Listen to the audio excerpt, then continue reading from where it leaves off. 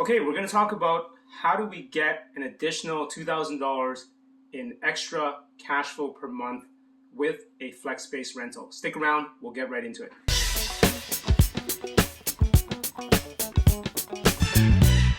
All right, welcome back. This is Andy from Sweet Additions, where we help homeowners and investors create better homes and generate lasting wealth. Please like and subscribe to this video so we can get more content out to everyone. Okay, so recently I wrote a blog post called A Big Cash Flow Boost with Flex Space Rental. Okay, so we of course talk a lot about legal second suites and legal third unit garden suites as well. Obviously, those are great ways to add more housing and generate wealth in the long term.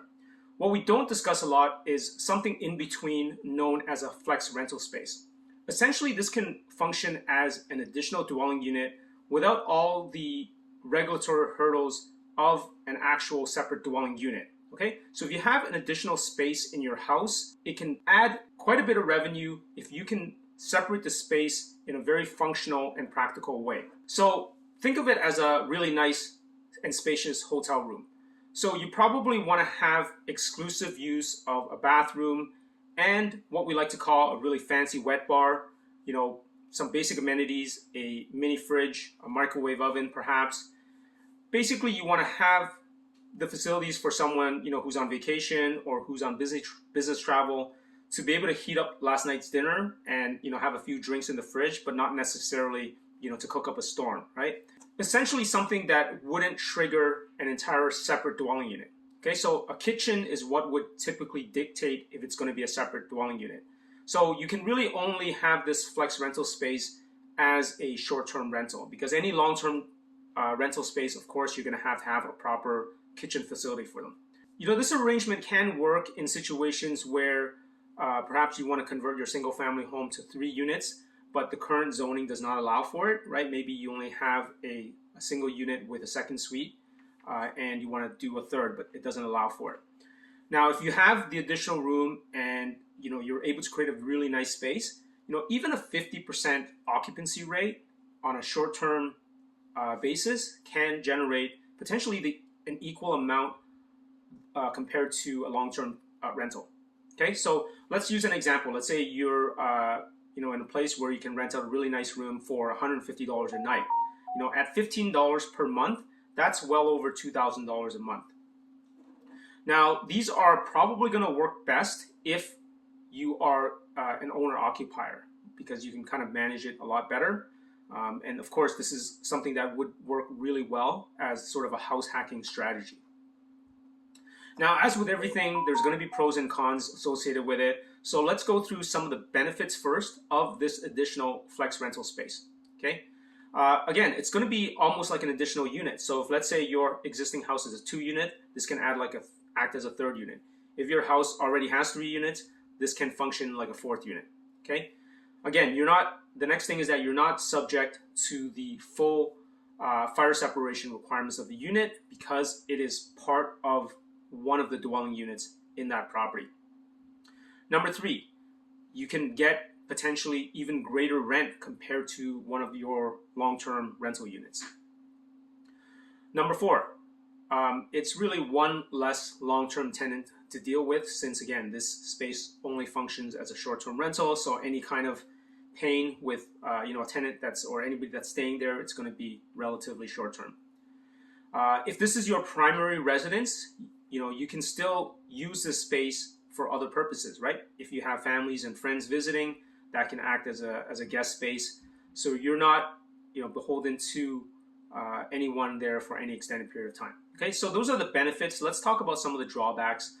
Obviously, there's going to be a lot more work associated with a short-term rental. For example, you know, cleaning in between guests is going to be an issue.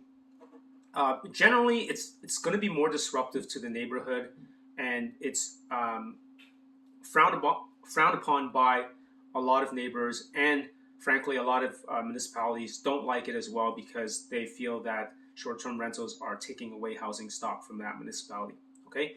Number 3, there's also potential disputes between, you know, your short-term tenant and then any long-term tenants that you have in that space. On that property. Okay. So those are some of the drawbacks. Now, they can certainly be mitigated with a proper process in place. and good planning. Okay, so let's talk about some design ideas that can really help to maximize the success of this type of arrangement if it's something you want to do, just to kind of increase the chances for success. Okay, so let's look at some design features. So you want to have direct access to the unit, or at least some sort of a shared access directly to this unit. You don't want to have to go through a unit to get to it, right?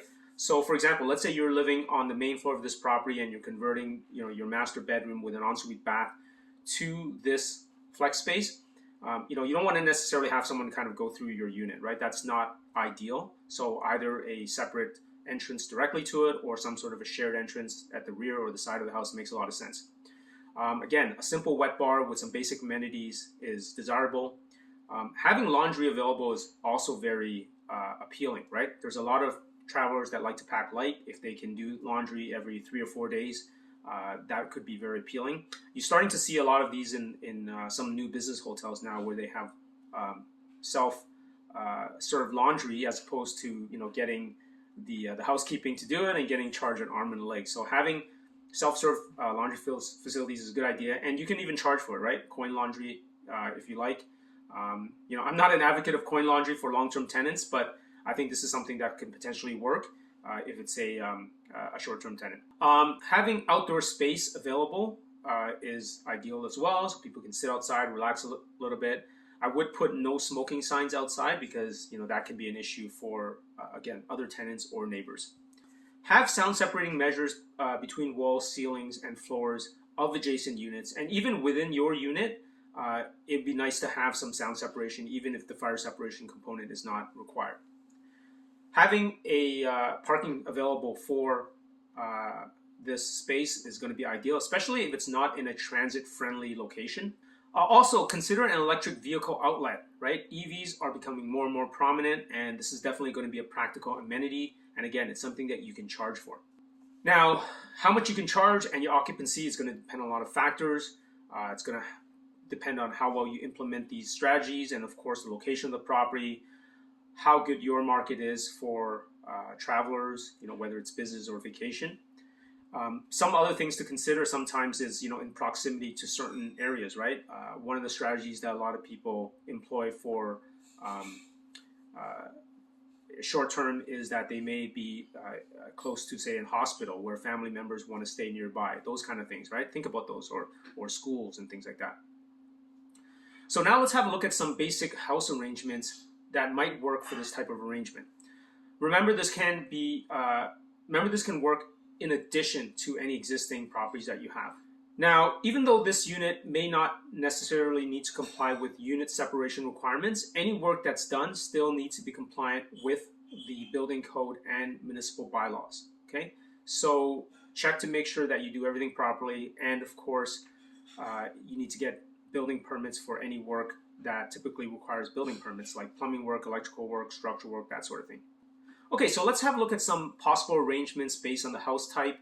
You may have a 3-story home, or a 2.5-story home, a century home that has a very nice loft space or attic space that can be converted to a master suite with its own bathroom. The only challenging part about these sometimes is having direct access, right? But the space itself can function very well. You may have an attached garage that is very large, that is underutilized, right? A 2-car garage such as this one can, have 400, 500 square feet in a lot of cases. You might even have a separate bedroom in there. And there may even be a separate man door access from the outside. So that is a possibility. If you have a 2-story home, do you really need to have that upper floor? Can that entire second floor be converted to a flex space? Maybe there's even separate stairs that can access the upper unit, right? These are really good strategies to bring in a substantial amount of income. Split level homes are also very ideal. Often there's a section of the split level home, such as a family room, that's underutilized. Sometimes you see a fireplace in there, and in a lot of cases it's very easy to kind of separate that, and they have also direct access in a lot of cases to these smaller rooms in a split level home, whether it's a back split or a side split. Okay, so these are just some examples. Of course, we talked about having a master bedroom that can be converted as well to a flex rental space, it may already have an ensuite bath that's available. Okay, so I hope this inspired you to think about this, whether it's property that you already own in your portfolio or whether it's property that you're looking to purchase, thinking about having that additional third unit or fourth unit can really bring in that extra income, right?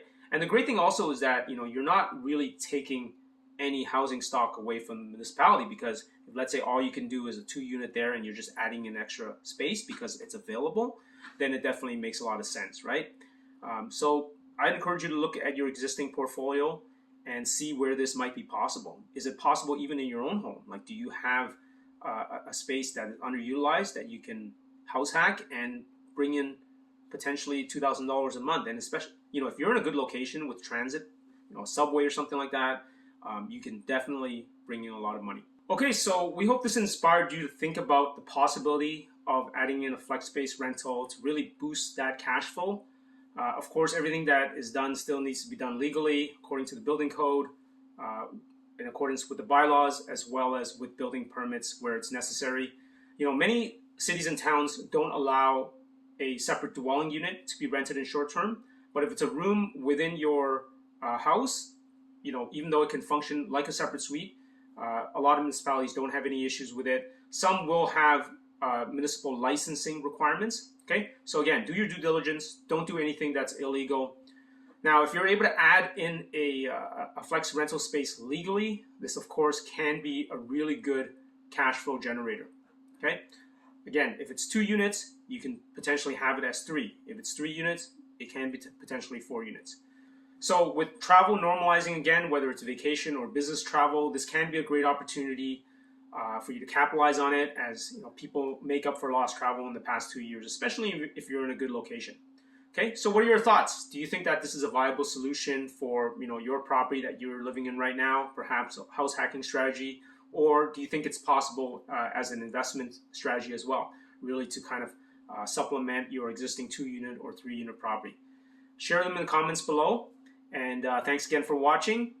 Please click like and subscribe to this channel if you haven't done so already. Really would appreciate that, and we'll see you in the next video. Take care. Hey guys, thank you so much for tuning in. If you want to learn more about investing in housing densification and how you can get involved, hit that subscribe button. I put together a beginner's guide and also a handy 8-point checklist that covers everything you need to know about adding a legal second suite. We cover important bylaw and building code requirements for cities in Ontario and all the design considerations you need to make to successfully complete your project. You can download that through the link in the description below. Until next time, to your success.